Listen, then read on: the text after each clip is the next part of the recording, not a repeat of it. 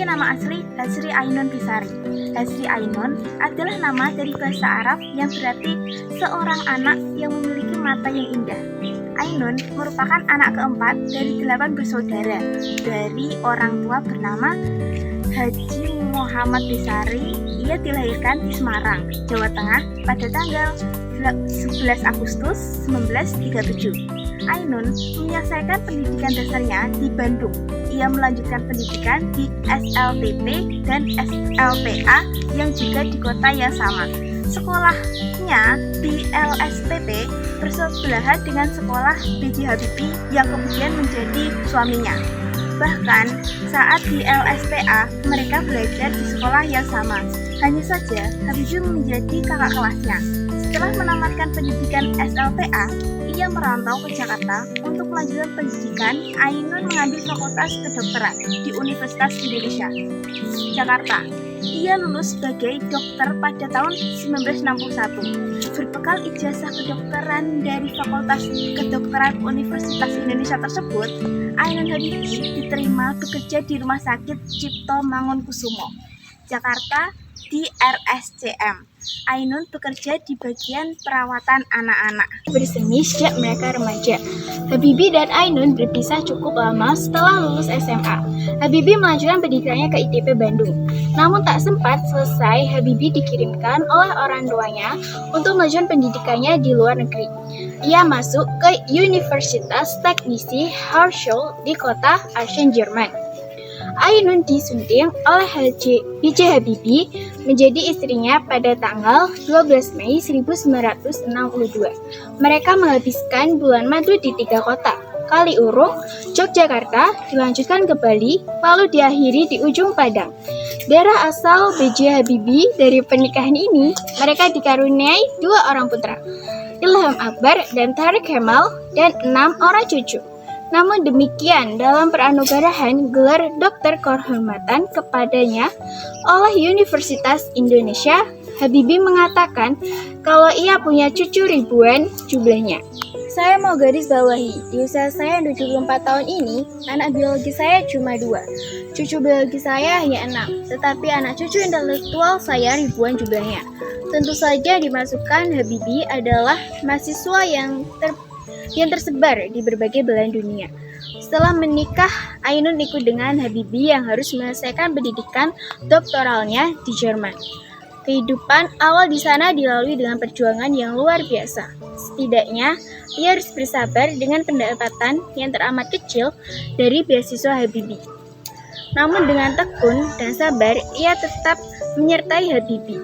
Bahkan untuk menghemat, ia menjahit sendiri keperluan pakaian bayi yang dikandungnya. Dan di sanalah ia mengandung 2 putranya, melahirkan dan membesarkannya. Ainun adalah seorang ibu yang sangat bertanggung jawab di dalam membesarkan anak-anaknya. Sejak kecil, ia selalu membiasakan anaknya untuk mengembangkan kepribadian mereka sendiri. Ia membebaskan anak-anak untuk berani bertanya tentang hal yang tidak diketahuinya. Dan Ainun akan memberikan jawaban jika ia mampu, atau ia akan meminta jawaban kepada Habibie jika tidak mampu. Hal ini tentu saja karena ia sadar kalau anak-anak sejak kecil harus dibangun keingintahuan dan kreativitasnya. Selain itu, Ainun juga membiasakan anaknya hidup sederhana. Uang jajan diberikan pas untuk satu minggu. Dengan demikian, si anak memiliki kebebasan untuk memilih jajanan yang mereka sukai dan belajar mengelola uang mereka sendiri. Anak-anak Ainun tumbuh sebagai anak yang menghargai kesederhanaan itu. Pernah, mereka harus bolak-balik dari satu toko ke toko yang lain hanya untuk mendapatkan harga yang pas sebelum membeli suatu barang. Dalam acara penganugerahan gelar doktor honoris causa dari UI, Habibie mengungkapkan sebuah kalimat yang menceritakan bagaimana peran Ainun di belakang kesuksesannya.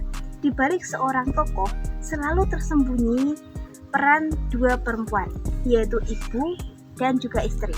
Oleh sebab itu pula, dalam sambutannya, Habibie mempersembahkan gelar tersebut untuk istrinya.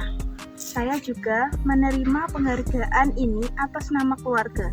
anak-anak, dan cucu-cucu saya, khususnya istri saya yang terus mendampingi saya dengan tulus dan ikhlas, sehingga saya menjadi hamba Allah seperti sekarang ini.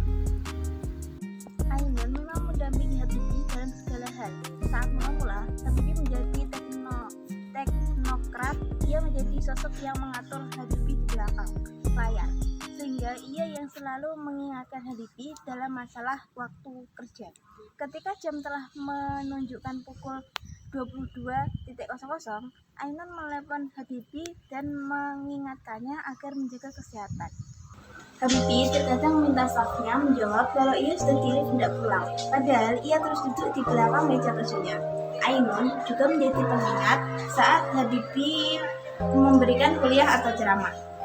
Kita tahu kalau Habibie yang memberikan ceramah atau kuliah, ia sering lupa waktu. Memang secara isi materi tidak ada masalah, sebab semua orang pasti akan senang. Semasa hidupnya, Ainun dan Habibie dikenal sebagai orang yang memiliki jiwa sosial yang tinggi. Hal ini terlihat dari beberapa kepedulian Ainun dan Habibie terhadap beberapa yayasan seperti Yayasan Beasiswa Orbit dan Bank Mata untuk para penyantun tunanetra.